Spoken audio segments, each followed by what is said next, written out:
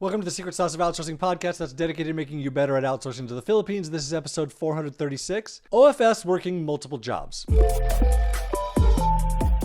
So this is a really big concern of mine and of ours right now. As a company, we are dealing with a lot of this situation right now, and we're trying to figure out how we handle it and what's the best situation. So there are two things I want to talk about today. One is hiring someone who already has another job, and then how you handle when someone gets another job. So the first situation, hiring someone who already has another job. So you're recruiting someone, you go through the interview process, you're finding like you really like this person, and then you ask, what other jobs do you have? And they say, oh, I have a full-time job working for a company in Canada or wherever. So what do you do? So for me, this is not an ideal situation, but sometimes hiring someone who already has another job is the only situation you have. Especially this happens when you're hiring someone super technical and skilled people typically already have another job. Or you need someone part-time. That part-time person needs a full-time job to support themselves. So the first thing in this situation to recognize is if they were honest with you, that's a really good sign. It's a good sign that they want to be honest, that they want to do good, honest work. I really like that.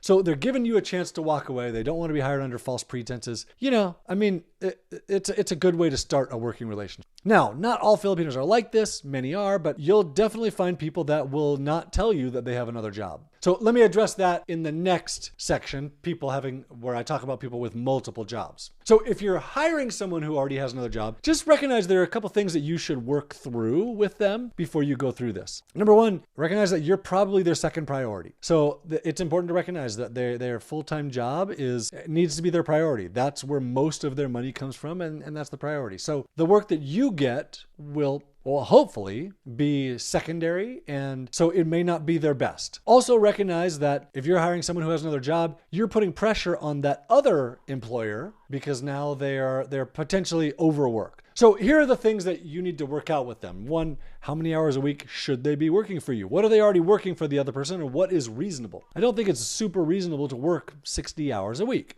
at least not ongoing. So that's something to work out and be aware of how much are they already working, how much are you expecting. Then what's the expected output? What's the quantity of work? What's the quality of work? Also, what's the timeline that you would expect them to respond to you and to respond to your messages or to your feedback? And then also, you should probably work out what's their schedule like. Like you're expecting this many hours a week. When are they going to fit that in? Is it going to be on Saturday and Sunday? Is it going to be in the evenings or in the mornings? Is it going to be after their other job? What's their schedule going to be like? All of these things are important in having success in working with someone who has two jobs. Okay, so then now let's talk about situation number two.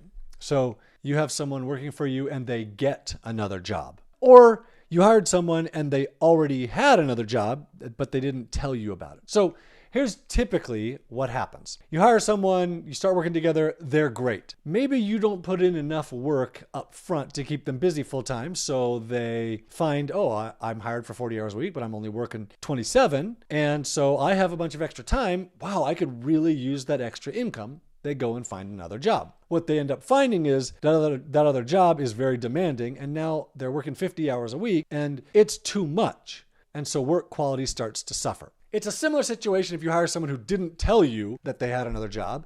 You'll find that they'll do really good work for a little bit. They find they're overwhelmed. Work quality starts to suffer. This is super frustrating, and it's not a super uncommon experience. In the Philippines, they're calling this hustle culture, where you get multiple jobs with multiple clients.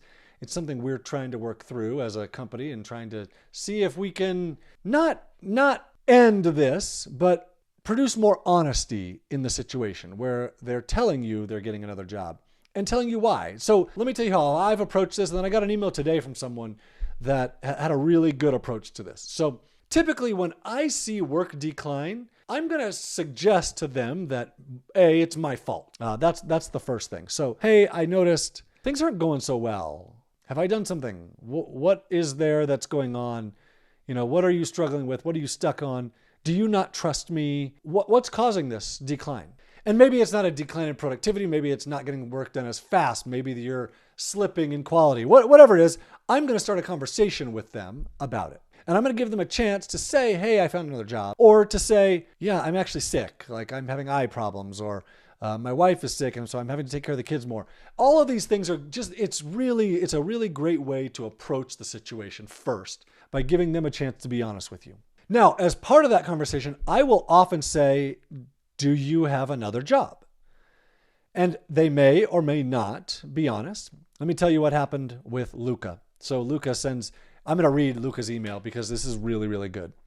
He says, she started working for our company and everything was okay. Right from the bat, we put her on full-time salary. There was not a huge amount of work to do in the beginning, and this is what led, I think, to her looking for extra work elsewhere.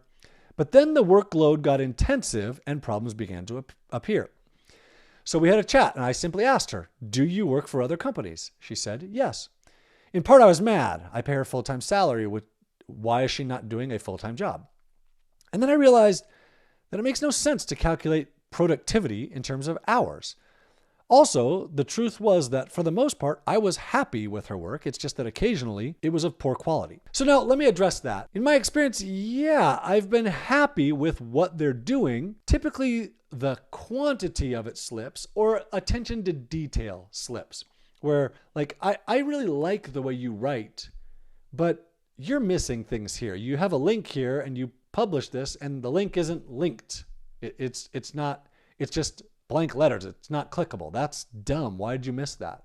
Or look, there are these 3 grammar errors in this thing. And I know you speak perfect English and you have Grammarly or whatever other tools. So why are you missing these things? So it's not necessarily that it's poor quality, but it can be poor quality. Or, well, you were doing 18 of these per day before, whatever it is, and now you're only doing 6. Hey, what's going on here? And then I'm going to take the same approach as Luca, which I'm about to read, that I don't want to lose this person. I know they're good and talented, and it's so much harder to lose them and to find someone new than it is to work through the situation. So here's what Luca says. I did not want to lose her, nor make her feel guilty for working hard or wanting a better life. So this is how I approached her. He says, what do you think would happen to your family if you suddenly had an accident or fell ill or wouldn't be able to work anymore? That would be bad, wouldn't it? I know that you want more in life, and that's good, but if I give you a wage for 40 hours of work and then you finish in 30 hours, then you should take time off. Resting is important for your health. I need you to be healthy and strong and always super fresh for my job. So after my job, I don't want you to do another 20 to 30 hours of work because then the quality of your work is not good. You'll feel tired.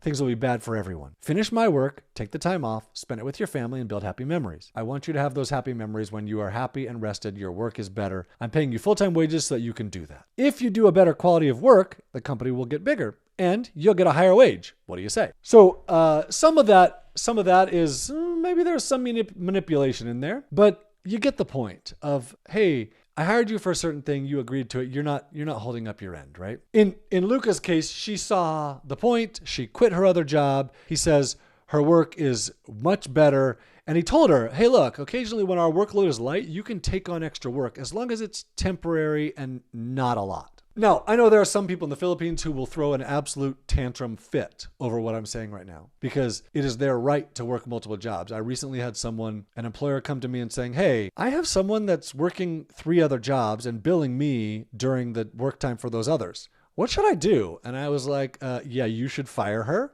She ended up going, she communicates with the person she's working with and comes back to me and says, yeah, I let her go. She was pissed. She said it's her right to do this. It's her right to work 3 different jobs at the same time or 4 different jobs at the same time. She was paying $10 an hour. She said the other jobs were paying her $5 an hour. And so she was billing at like $25 an hour, maybe $20 an hour. She was billing at $20 an hour because she was billing all 4 jobs for the same hour. And this person in the Philippines thought that's perfectly fine. There's nothing wrong with this. I'm entitled to do this. Now, that's a problem. And I told the employer that's a problem. And she let her go. And she was pretty disappointed. Like she said, I'm her highest paying job. And she just didn't seem to care that what she was doing was super dishonest. And I agree that that's really messed up. Most Filipinos don't want to do that. There are some, though, that are finding these online courses that are telling them, oh, this is okay. It's okay to be dishonest. Most are very honest and they want to be honest with you. They don't want to cheat you. So as you see in Luca's situation, she got another job because she had time. When Luca talked to her about it, she was honest and she wanted to be honest with him. As an employer, you also need to recognize that they might need to make more money than you're paying them.